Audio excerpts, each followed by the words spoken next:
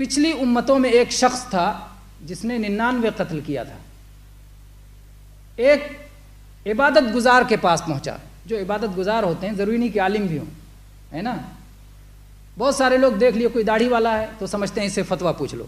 داڑھی علم کی نشانی تھوڑی ہے. علم الگ چیز ہے. داڑھی ایک ذمہ داری ہے جو ہر مسلمان کی ذمہ داری ہے, ایک کو رکھنا چاہیے.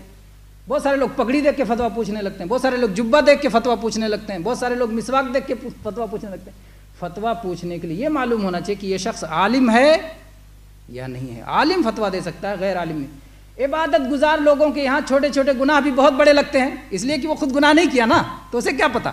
لیکن علماء جانتے ہیں کہ کس گناہ کا کیا درجہ ہے اور کس گناہ کی کیا سزا ہے, اور کب توبہ ہے اور کب نہیں توبہ ہے, اور توبہ کی شرطیں کیا ہیں, اور توبہ کا دروازہ کب تک کھلا رہے گا.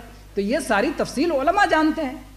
تو اس نے عبادت گزار سے پوچھا, کہا کہ میں 99 قتل کر چکا ہوں, کیا میرے لیے توبہ ہے؟ تو کہتا 99 قتل, تمہاری توبہ کیسے قبول؟ اچھا عبادت گزار تھا, نہ علم تھا نہ عقل تھی.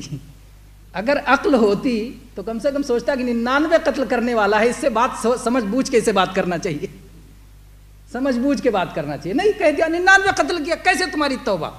اس نے کہا تو پھر 100 پورا کر لیتا ہوں, ہے نا. مار دیا, جان چلی گئی, 100 پورا کر لیا اس نے. لیکن اس کے دل میں تڑپ تھی. وہ چاہتا تھا کہ میں صحیح مسئلہ جانوں, میں کیسے اپنے رب کو راضی کر سکتا ہوں, میں بہت بڑا گنہگار ہوں. یہ کسک اور تڑپ تھی اس کے دل میں.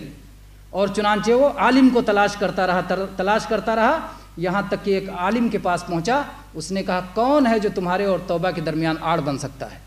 توبہ کا دروازہ تو کھلا ہوا ہے قیامت تک کے لیے, جب تک کہ سورج پورب کے بجائے پچھم سے نہ نکل جائے تب تک توبہ کا دروازہ کھلا. کون رکاوٹ بن سکتا ہے؟ تم توبہ کر سکتے ہو. ہاں 99 قتل کوئی ایسے چھوٹی چھوٹی بات پہ قتل نہیں ہوتی نا. قتل ہونا کا مطلب تم بہت برے لوگوں کے بیچ میں تھے, اس لیے تم اپنی جگہ چھوڑ دو اور چلے جاؤ فلاں بستی میں جہاں نیک لوگ رہتے ہیں, جگہ بدل لو, ہجرت کر لو. اور چنانچہ وہ آدمی وہاں سے نکل کھڑا ہوا اور راستے میں اس کی وفات ہو گئی.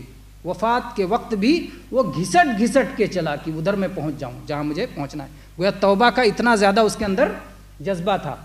جب وفات ہو گئی تو رحمت والے فرشتے آئے کہ توبہ کرتے آ رہا تھا, ہم جنت میں لے جائیں گے. عذاب والے فرشتے آئے کہ 100 قتل کیا ہے, ہم اس کو جہنم میں لے جائیں گے.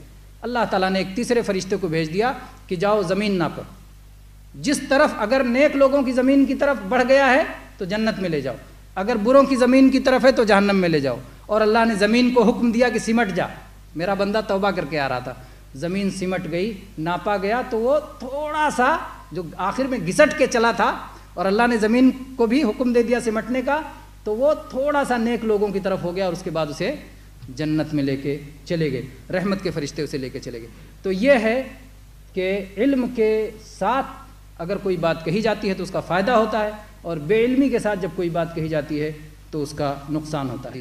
صحیح مسلم کی حدیث نمبر 2766.